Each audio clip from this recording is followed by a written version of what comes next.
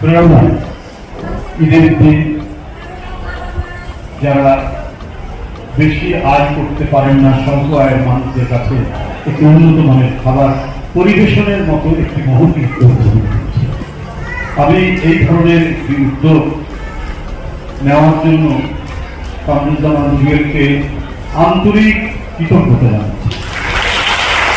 কারণ রাজনীতি যারা করবে তাদের উচিত সবসময় মানুষের সাথে থাকা, অসহায় মানুষের পাশে থাকা,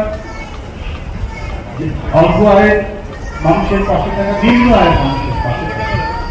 আজকে ঈদের আনন্দ একজন ধনী লোকের সন্তানরা যতটুকু যেভাবে আনন্দ উপভোগ করে, গরিব মানুষের রিক্সাওয়ালার ছেলে, সিএনজিওয়ালার ছেলেটা হয়তো ওইরকম পারে না, কিন্তু তার মধ্যেও ঈদের আনন্দ উপভোগ করার আকাঙ্ক্ষা রয়েছে।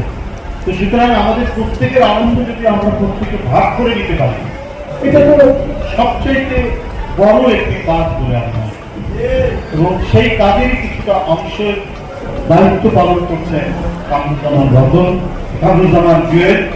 যে বিগত 15 বছর আমি রাজনৈতিক আসল কথা বলতে চাই না, যেহেতু ঈদের দিন, তারপরে একটু কথা বলি। আমরা অনেক সংকটে পড়েছিলাম, অন্ধকারের মধ্যে ছিলাম, আমরা কেউ নির্ভয়ে চলাফেরা করতে পারিনি। আমার বাসাটা ঠিক কয়েকটা বিল্ডিং পরেই আমার বাসা। এই আলোর খারাপ হচ্ছে আমার বাসার বাড়িতে ডেকে বলতো যে আপনি মুচলোকে দেন, বন্ড দেন, যে রিজভী আহমেদ জেল থেকে বের হলে পরে সে এই বাসায় আপনি আর তাকে রাখবেন না, জোর করে বন্ড দিতে হয়েছে তাকে। এই সময় ছিল, এটা দুঃসময় ছিল। 15 বছর আমরা ভয়ে আতঙ্কে নির্বিঘ্নে দিন কাটিয়েছি, নির্বিঘ্নে বাসায় ফেরা আমাদের হয়ে। আজকে 5ই আগস্টের পর কিছুটা হলেও আমরা স্বস্তির নিঃশ্বাস করতে পারি। হয়তো এইটুকু কথা বলছি যে না, বাসায় ফেরার সময় আমি গ্রেফতার হব না, আমাকে কেউ মামলা দেবে না, আমি কোনো বিপদে পড়ব। তখন এইরকম একটি পরিস্থিতি এখন তৈরি।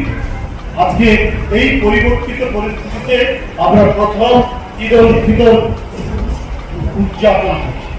আজকে এই দিনে আমরা ধনী নির্ধন নির্বিশেষে সবাই যাতে আমরা প্রত্যেকে ঈদের আনন্দ ভাগ করে নিতে পারবো সেই আশা রাখি।